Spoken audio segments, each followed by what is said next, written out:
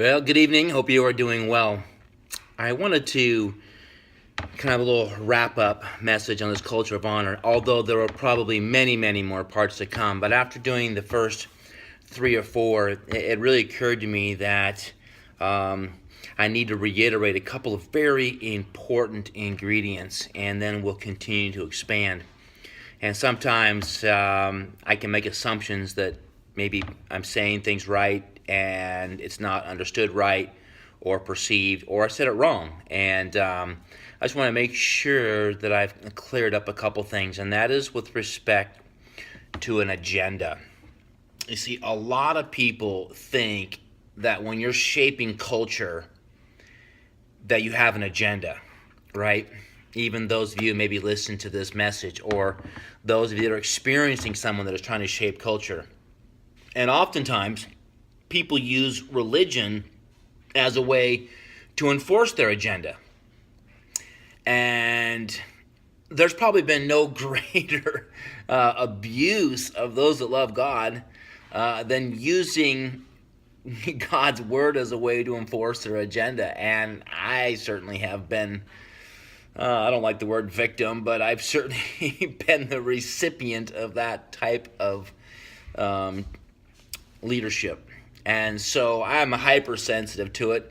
And I'm sure that in my days I've been guilty of it as well. So not looking to be a blamer. But what I'd like to say is that when if people are trying to use religion as agenda, it's very easy to differentiate. And a couple things. Number one is it about them serving you or you serving them? Okay? That's a real simple one, because real culture of honor is where the authority and the power is used to serve and empower and teach, not to be exalted, not to be raised up, not to use for power, authority, or frankly, even punishment. It's really used as an authority position to remind them of their true identity.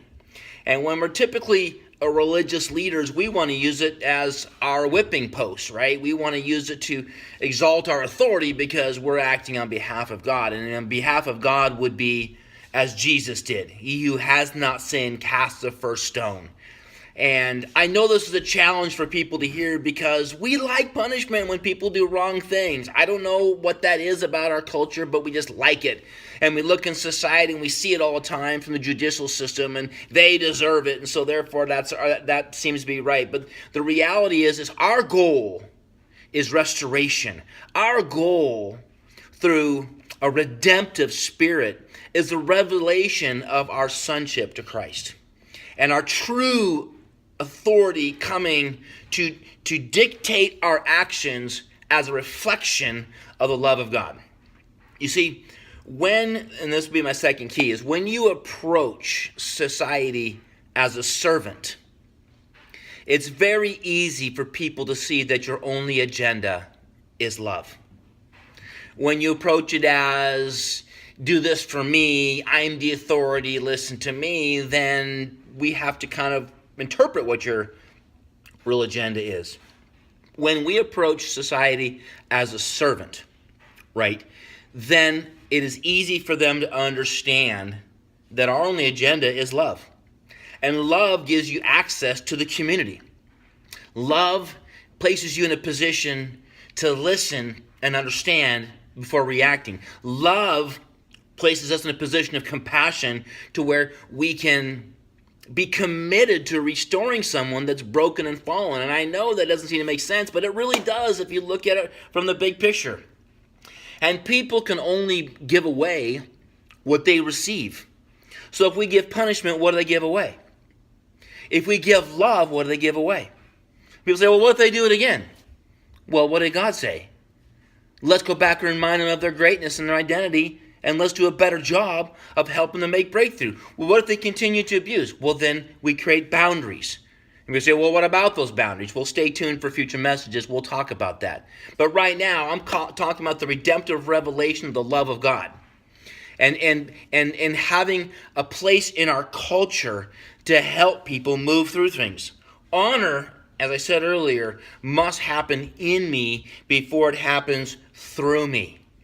Right? So we have to work on ourselves, folks.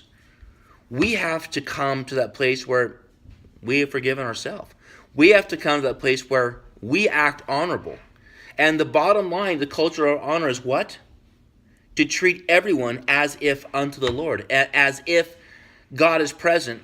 And that's such a funny thing to say because he's never not present. It's impossible for him not be present.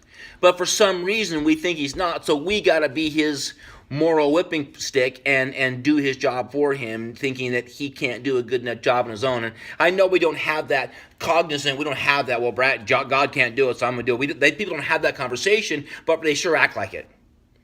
And I want to help all of us have an unbelievable breakthrough to the love of God. I want us to be able to walk in a supernatural way, in the awareness, in the fact that God is present. And that in every doing, in every communication, every interaction, that God is present. Because Christ lives in me, therefore he never is apart from me. Therefore he's never not present in anything I do. And the more I can walk in that revelation of his presence, the more I can act as a representation of his heart. I hope I made that a little bit more clear. I love you. I want you to win. I want to win. I want to make an impact.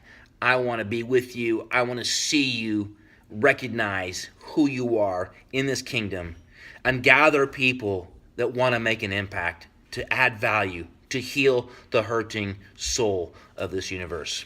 I love you, and we'll see you soon. All right? God bless.